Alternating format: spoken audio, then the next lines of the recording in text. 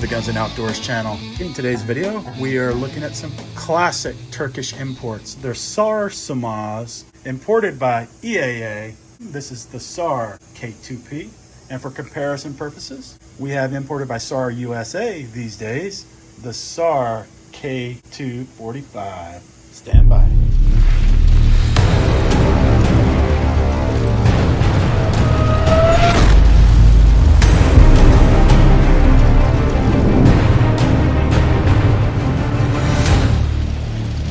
And here with me, we're at local point blank range, my hangout.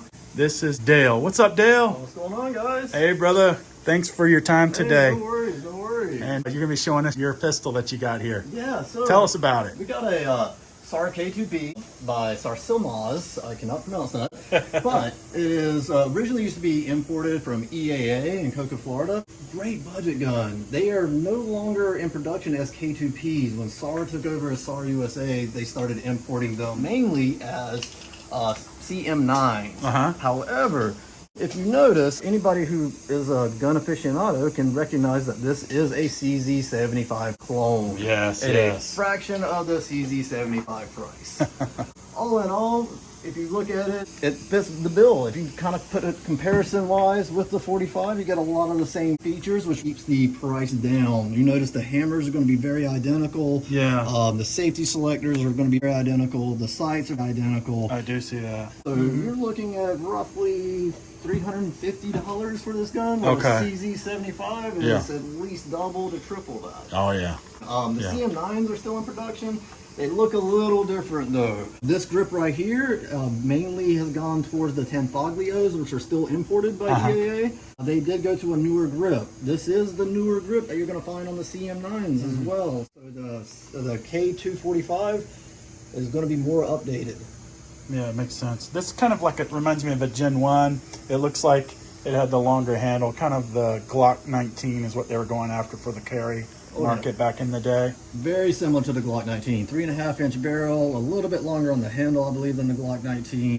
But same kind of situation. Back then, this was your concealed carry guns. Cool. All right, let's work around the gun. What do we have? What jumps out at us? So a couple of things. Pay no attention to the Crimson Trace. When I bought it, it came on there. I decided to keep it on there for the coolness factor. But one thing that you're going to notice, it is a double action, single action. With the hammer cocked, surprisingly very light trigger pull. You need to go to double action, single action. It's really not that long of a travel for a gun of this caliber. And I would say probably no more than an 8-pound trigger pull at that. Trigger felt good when I was dry firing it. So we'll take it out to the range here, of course, guys. You know how we do it. Go out in a minute. How about the single action trigger break? What's that like? Single action, nice and crisp. You're pretty much already on that wall. You see there's hardly any take up right there. As soon as you get to that wall, I would say half, 3.5, 4 pounds. Yeah, that's what I was thinking, low 4s. But another thing, chrome barrel, very nice. It kind of adds to that coolness factor. Yeah, little bling. Little bling. If that floats your boat back in the day. One thing that I do notice with the newer models though, the K2P is ambidextrous. So if you look at it right here, or right here. Yeah. Whereas this one, for comparison purposes, didn't have ambi. It does not. Let's look at the rear sights. Kind of a side-by-side comparison. You can really see how they're reusing a lot of the parts, like you said earlier. That's what helps keep the price down. And good business model. A lot of similarities. Almost 10 years later, and it's still very similar. What's the slide to fit like on yours? Tolerance on this thing? Yeah.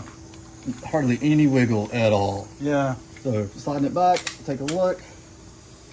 Nice little grooves right in here. Kind of locks that into place. It is not built like a budget gun. It is definitely built like it would be a higher end value gun. Yeah. Shooting it, very little recoil. Height over bore, no doubt about it. That's CZ-esque. It was actually because I shot this that I offered to buy it from a friend. I would not have been interested until I shot it. Yeah. Anything else to point out on the gun? Other than with a handle, kind of classic CZ75. If you do come across one, whether in the K2P or in the newer CM9 that's imported from SAR USA, trying to find accessories, CZ75 accessories. I don't have them with me today, but the magazines, the extra magazines I have, none of them are SARs. They're all CZ75 mags. Gotcha. They work just as well. Put it right in there. Yeah. All right. So 15 round mag. You can go to the 17s or higher. They're using the CZ75 holsters if you already have some of those in your drawer, the infamous drawer full of holsters. Well, cool. Anything else to talk about on the other guns while we're here? If you are interested in a bigger caliber, we can go up to God's caliber, the 45. They still make the K2 in the 45. It's still branded as the K2. They didn't go to the CM45. You're going to see a lot of similarities as we've already discussed. So if 45 is still your thing, you're going to have a lot easier time finding these. In fact, we have one currently at our location here in Matthews at point blank range. There you go. Come on down, guys, if you're in North Carolina. What's the round count on the 45? I believe we said it was 14. Yeah. So yes, you were looking at a 14 round mag. This one is actually more geared like a CZ75 mag with the plastic bottom. Cool.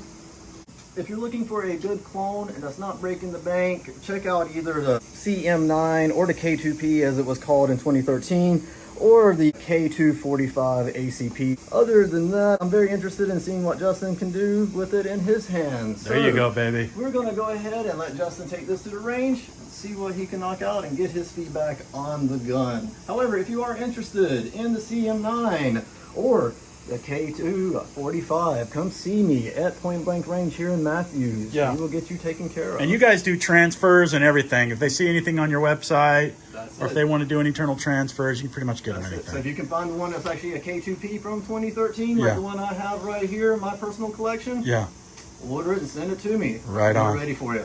Appreciate it, brother. Thanks for your time today. Thank you. Fast forward a couple weeks since Dale and I were in the armorer's room on the video, but here's another look at the SAR K2P. All right, it is unloaded. And a couple clarifying questions. I did shoot it during this duration between now and previously when we first did the first half of the film. I think in the video it was kind of funny, Dale and I said that it was a chrome barrel. It's actually a high polished stainless steel cold hammer forge. You've got the SAR USA, which has the CM9 that came out about 5 years ago as of the time of this video. This puppy came out almost a decade ago, 2013, so 9 years ago. So if you can still find these, kind of the generation 1 versus the generation 2. By the way, SAR USA, if you want to send me a CM9 for the review on the channel, happy to do so, reach out to me. This is good, right? Reason why I go more with a classic on this one for you guys is they're rare. They only made them for like a year on the imports before they redesigned. So if you can find one, this might be a safe stuffer, something you could pull out occasionally. It's a good shooter. Of course, it's a little dated in some areas, right? Some of the ergos, a skinnier grip. I can definitely feel that, but good shooter, good shooter. Another point of clarification is this is the classic CZ slide in frame. So slide in frame goes down on the inside there. Some guys have gripping problems. I don't. If you know you're dealing with a CZ, I'm comfortable with that, right? External hammer, all that. Don't forget about your safety. Remember your muscle memory. All right, so let's load it up. Oh, last one. Last point of clarity. This particular gun, we're gonna shoot Turkish DRZ ammo, 115 grain ball. Yep, it's on there. I did experiment previously and try some other types of ammos, but this particular gun didn't care for the higher 147 or this 124 grain ammo. What I like to do on concealed carry is do about 21 feet. We're gonna pop it out to 30. So let's go ahead and do that now. And then see how she goes. We're gonna send one right down the middle. I'll get you guys in a great spot. Hopefully you are doing well. Whether you're out on the road, working, on a little break, sitting on your couch, chilling, I definitely can respect that. All right, so our bad guys 30 feet out there, guys. Remember your external safety. So when you're switching platforms, you gotta treat her right so you don't develop any bad habits. I do have my safety on, and I've got a loaded chamber indicator. Hopefully you can see that on this high polish barrel. Let's send one right down the middle. Put our safety on. Bring it in. It shot good. It felt great. Oh, sweet. Yep. Money. There we go, guys. Money shot. Loving it.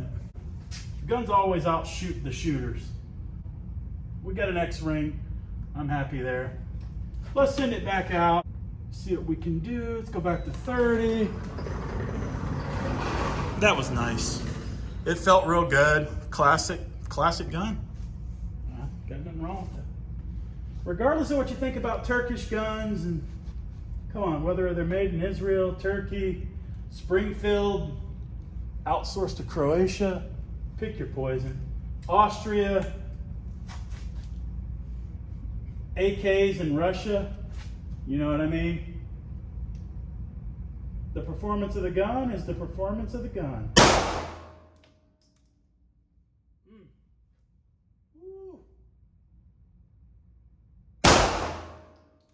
Man. Ooh, a little high.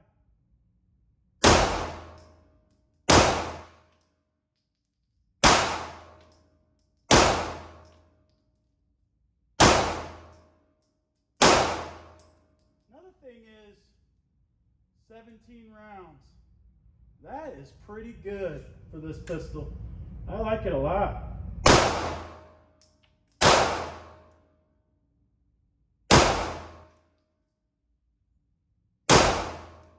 What's interesting is the ejection pattern.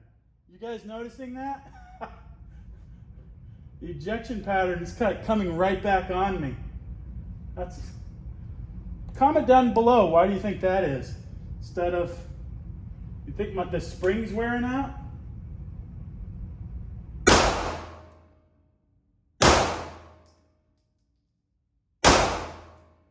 course, as soon as I say that, they start going normal.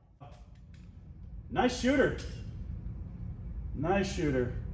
Sarsilmaz SAR K2P.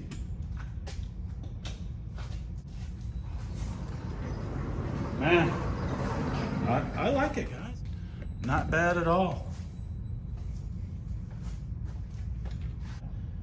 Really good on the center line, right? It was down the money. Pretty cool. So we talked a little bit about the gun, had some fun with it. And there's a good look of a vintage pistol that was really good.